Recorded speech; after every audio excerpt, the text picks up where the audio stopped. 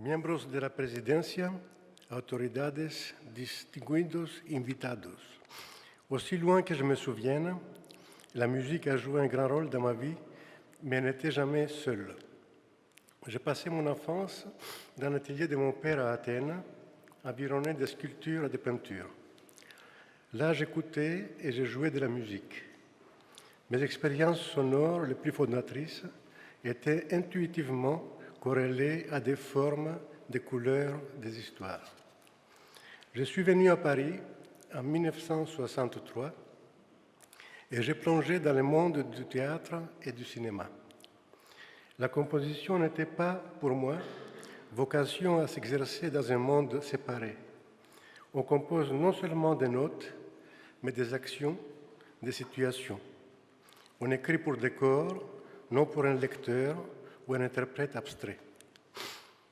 Ce qui résulte, c'est une polyphonie de gestes, d'organes, des sons et des mots.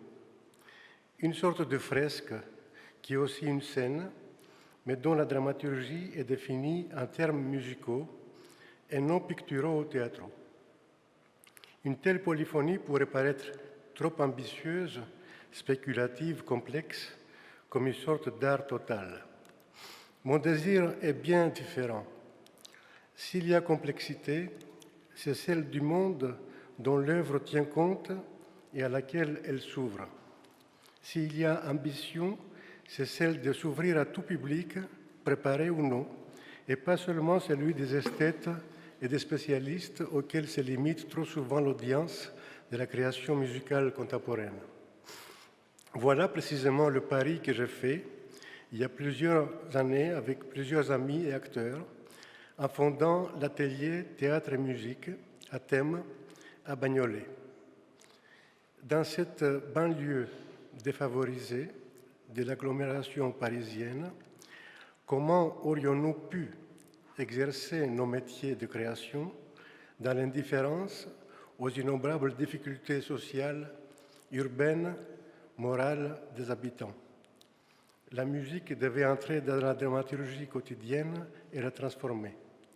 C'était presque le risque de transformer la musique elle-même, confrontée aux gestes et aux sons de la vie même. Au cours des 3 dernières décennies, avec la thème puis en dehors, j'ai poursuivi ce même idéal d'altérité et de pluralité de différentes manières.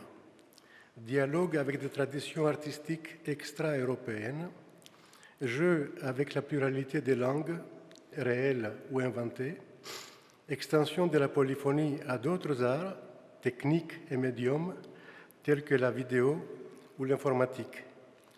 J'espère avoir réussi à parler de notre monde sans jamais cesser de questionner la nature même de la musique. La musique est un mouvement, en extension.